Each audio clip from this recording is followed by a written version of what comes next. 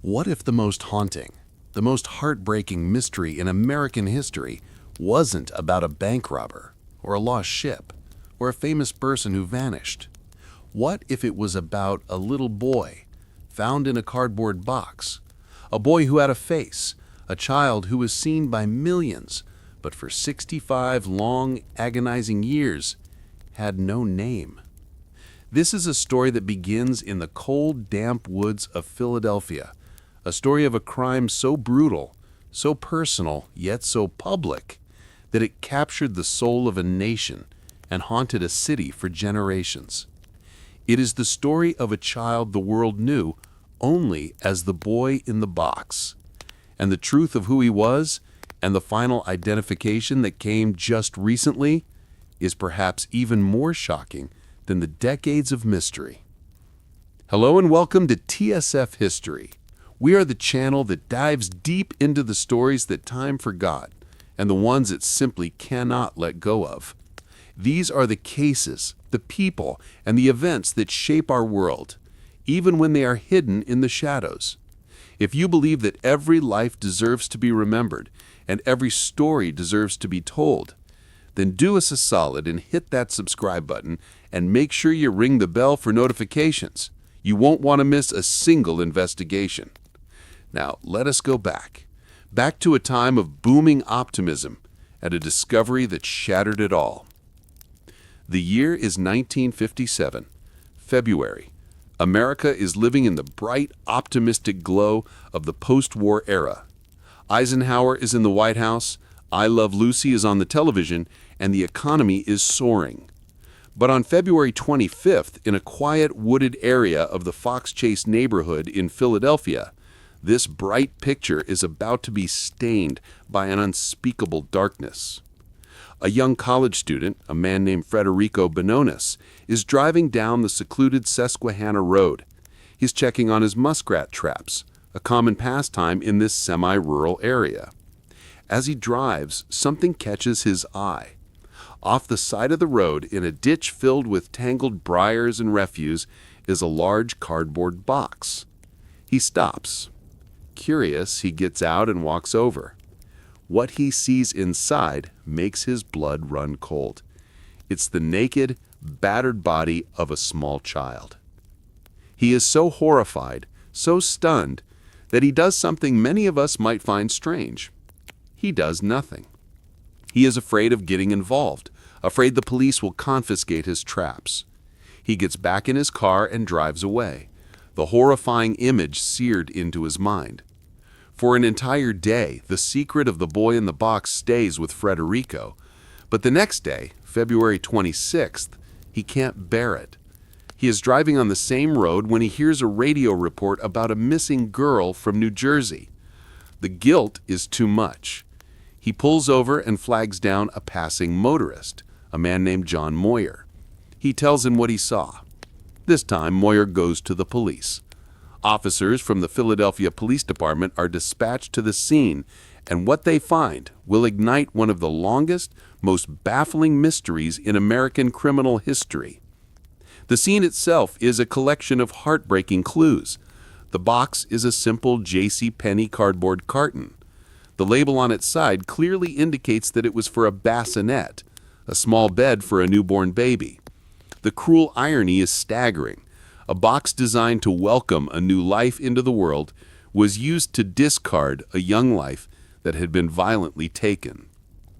Inside the box, the boy is wrapped in a cheap, worn plaid flannel blanket, the kind you might find in any home in America. But the boy, he is naked. He is small, estimated to be between 4 and 6 years old. He has light brown wavy hair and deep blue eyes, now staring lifelessly. But it's the condition of his body that tells the true story of horror. He is severely malnourished. At an age where he should be running, playing, and full of life, he weighs only 30 pounds, the average weight for a child half his age. His small body is a roadmap of violence. He is covered in bruises, old and new. His face and head are severely battered. The Philadelphia medical examiner, Dr. Joseph Spellman, would later determine that the cause of death was blunt force trauma to the head. he had been beaten to death. But the clues don't stop there, and each one only deepens the mystery. His hair is crudely cut, almost hacked off. Clumps of his own hair are found clinging to his body, suggesting the haircut was done either just before or even after his death. Was this an attempt to disguise him, or part of some bizarre, cruel ritual? He has strange surgical scars, one on his ankle, one in his groin. His hands and feet are wrinkled, pruned, as if he had been submerged in water for a significant time, either before or after he died. In his stomach, the medical examiner finds the residue of his last meal, baked beans. The Philadelphia police, led by detectives who have seen it all, are stunned. They are certain this will be solved in days.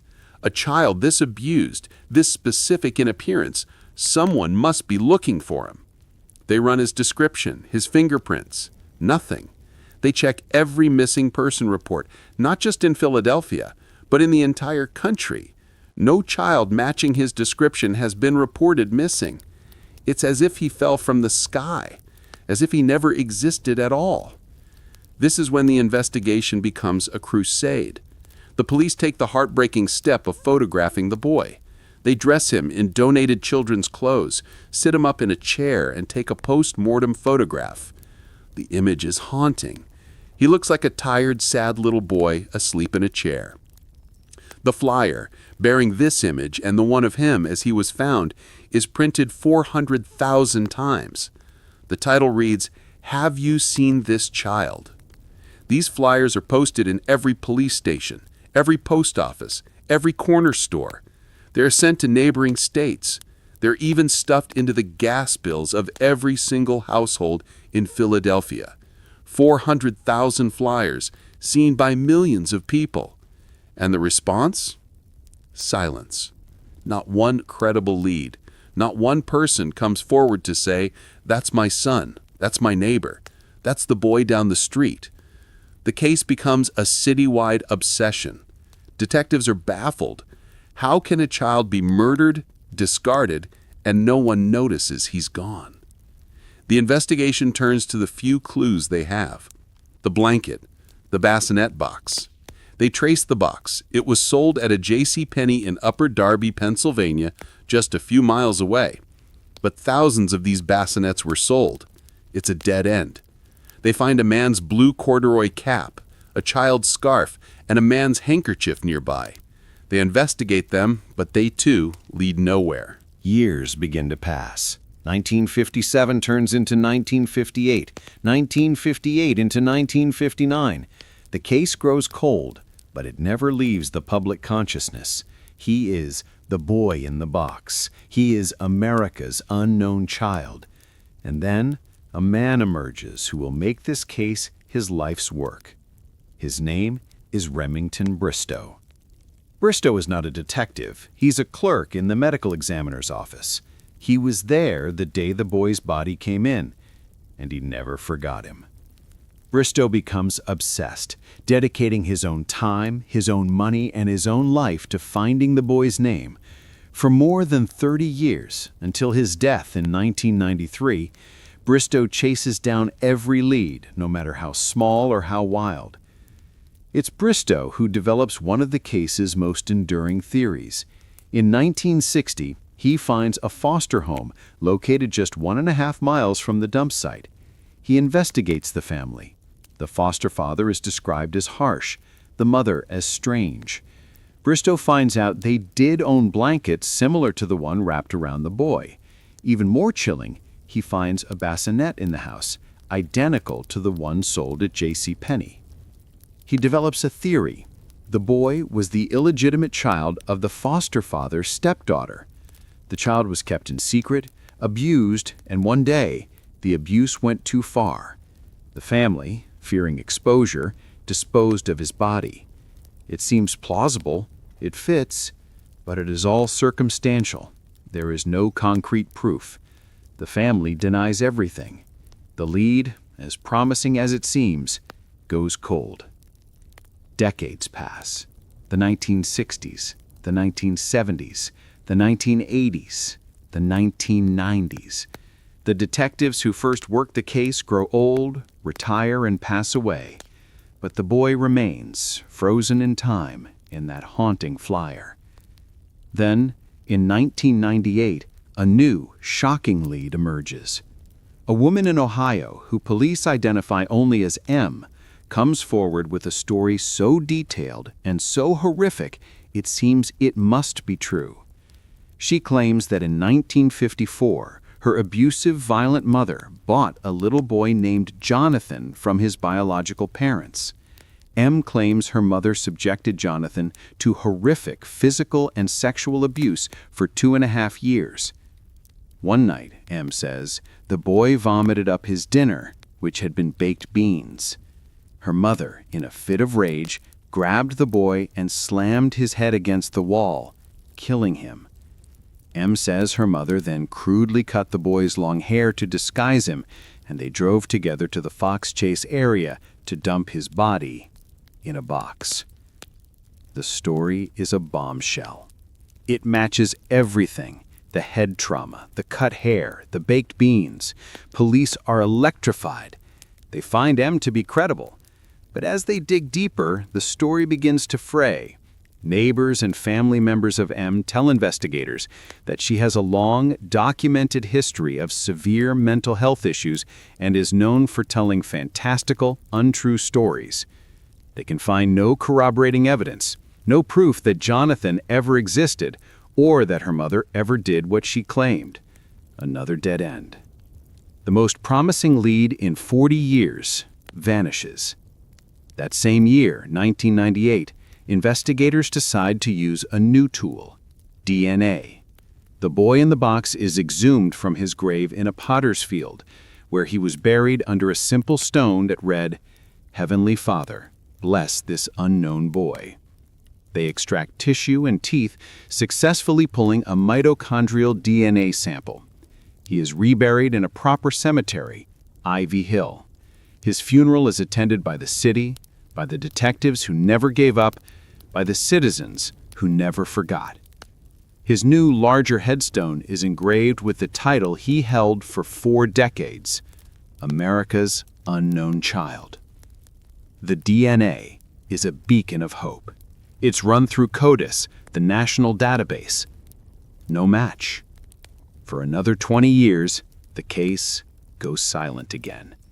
It seems the boy is destined to be a ghost forever, a name written only in headlines and on a tombstone. And then, everything changes. The 2010s see the rise of a revolutionary new technology, investigative genealogy. This is the same science that famously caught the Golden State Killer. It allows investigators to take an unknown DNA profile and upload it to public genealogy databases like GDmatch to find relatives, cousins, great-aunts, second cousins twice removed. From there, genealogists can build a massive family tree, working backwards and forwards through time to pinpoint the identity of the unknown person. In 2019, the Philadelphia Police Department gives it a try. They take the 1998 DNA sample, and using new technology, they're able to build a full, modern DNA profile. They upload it, and they get a hit. It's not a parent or a sibling. It's a distant relative, a second cousin. But it's a start. It's the first thread they've been able to pull in 62 years. For the next 2 years, a team of dedicated genealogists and detectives work tirelessly, disappearing down a rabbit hole of birth certificates, death records, and marriage licenses. They build a vast, complex family tree. They follow the maternal line. They identify the mother. Then they begin the painstaking work of identifying his father. They zero in on a man they believe is the one. They get a court order. They test the DNA of the man against the boy's. It's a match. They now have a mother and a father. They search the birth records for a child born to this specific couple, and they find him. A birth certificate. A name. On December 8, 2022, 65 years, 9 months, and 13 days after he was found in that box, the Philadelphia Police Department held a press conference that sent shockwaves across the world. The boy in the box was a ghost no more. His name was Joseph Augustus Zarelli. He was born on January 13th, 1953. He was 4 years old when he was murdered. The room was stunned. A name. After all this time, a name. But this revelation, this end to one mystery, was the violent beginning of a new one. Who was Joseph Augustus Zarelli? He wasn't an orphan from a distant state. He wasn't Jonathan bought by an abusive woman. He was a local boy. He was from a prominent family in West Philadelphia. And this is the most shocking part of all. Joseph had a family. He had a mother. He had a father. He had living siblings. And for 65 years, no one had ever reported him missing. Not his parents, who are now long dead. Not his siblings. Not an aunt, an uncle, or a cousin. A 4-year-old boy vanished from the family, and nobody said a word. The police have not released the names of his parents, citing the active, ongoing homicide investigation. But they have confirmed that Joseph was, in fact, the child of a local family. The mystery is far from over.